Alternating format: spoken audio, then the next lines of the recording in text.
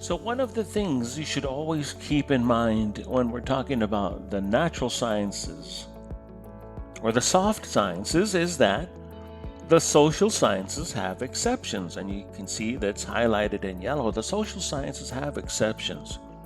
A couple of examples. It says here women who have PhDs are less likely to have children. Does that mean that we can find women with PhDs who have a lot of children? Yeah, of course we can. Yeah, we can find. There are lots of women who have PhDs and they have lots of children. But generally speaking, when studies have been done, women who do have PhDs are more likely to have fewer children. If we took a typical football fanatic from the Valley, he would probably like the Cowboys. Now, of course, we can find football fanatics in the Valley, in the Rio Grande Valley, that like other teams. Of course, that's true. It's absolutely true. But when we're talking about generally speaking, when we do a survey or we take information down, by and large, yes, they're going to be a Cowboy fan. But there are exceptions. And that's what the social sciences mean. We can study things, but there will always be exceptions. So let's talk about the social sciences and let's give some definitions to the social sciences. So, for example, there is psychology and there is the definition. Psychology, the study of mental processes / behavior. Now, many people confuse psychology with psychiatry. And many people, they want to help individuals and make a difference. And they are not even aware of the difference between psychology and psychiatry. And the difference is really, really simple. Psychiatry, study and treatment of mental disorders with medicine.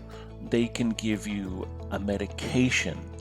A psychologist might be able to help you and talk through your problems and help give you exercises. And you might do an exercise, like if you're very, very shy, they might give you an exercise, for something to do throughout the week. Or if you're very, very upset with your parents, they might give you an exercise for the week. And you might talk about it the next time you see them. But a psychiatrist is going to give you medicine. A psychologist is going to talk through your scenario. Sociology, it's the study of people influenced by groups and society, and it's looking for patterns. So sociology is talking about groups of people. So there you have it. It's 2 social sciences, and we're going to be focusing on psychology as we move on through this presentation. So why do we study it? Some people might say, oh man, the social sciences, it's just common sense. And sometimes in a social science, some of the things might be common sense. Sometimes it's true. Absolutely, it's true. And sometimes it's not. For example, if I told you 100 married couples got married when they were 18, and 100 married couples got married when they were 28, who's going to have more divorces? I think most people would agree it's the 18-year-olds. But sometimes it's not. For example, which season is suicide more common? For this question, is it winter, spring, summer, or fall? Well, let's focus on that one. In which season is suicide more common? Many people would say, well, it's going to be in the winter. Now, it's true, depression increases in the winter. That is 100% true. But in actuality, it's the spring. So here we have an example of when sometimes things are not common sense. Which groups commit more suicide? Is it teenagers or senior citizens, people 65 and up? If you pay attention to movies and films, you might say teenagers, but in actuality, it's senior citizens. Which group commits more suicide? Is it white Americans or minorities? The answer is white Americans. Which day does suicide happen the most? Monday, Tuesday, Wednesday, Thursday, Friday, Saturday, Sunday? The answer is It's Monday. Who attempts suicide more? Is it men or women? This is a trick question. The key word is attempt. Women attempt more suicide. But actually, men commit more suicide. But the attempt is done more by women.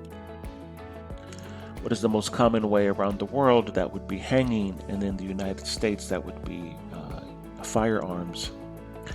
So sometimes it is common sense, but then sometimes it's not, which is why we need to study psychology. Now, let me show you this picture. Here's a bridge in South Korea. Now, they came up with a hypothesis because people were jumping off of this bridge and taking their own life.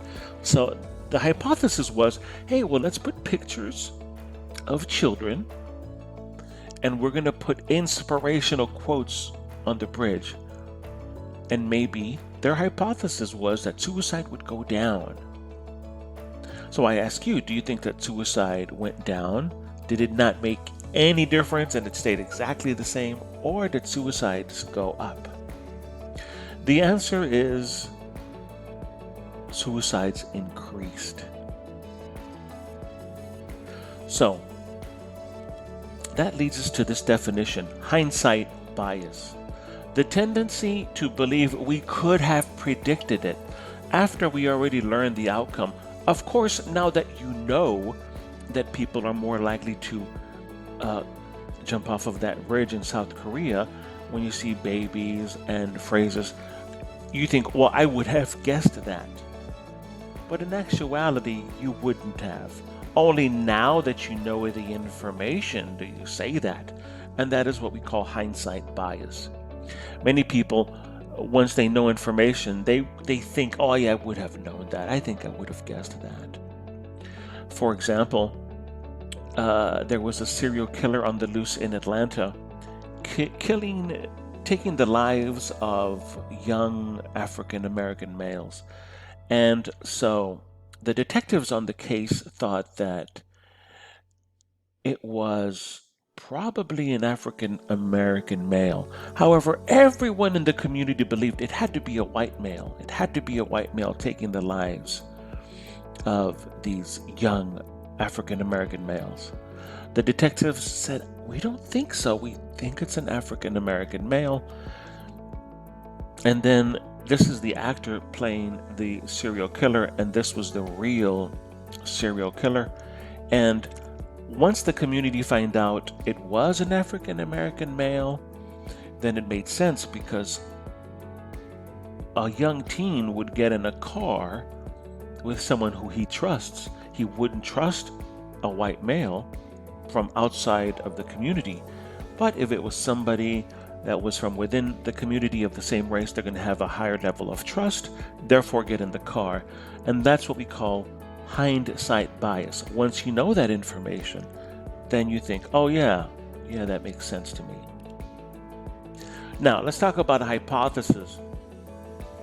It's an educated guess, right? An example might be people who exercise regularly, eat healthy. Maybe they do, maybe they don't. You would have to test that hypothesis. Just like the hypothesis, well, if we put little pictures of babies on the bridge, and if we put inspirational quotes on that bridge, our hypothesis is that suicides would go down, and in actuality, it turned out to be false.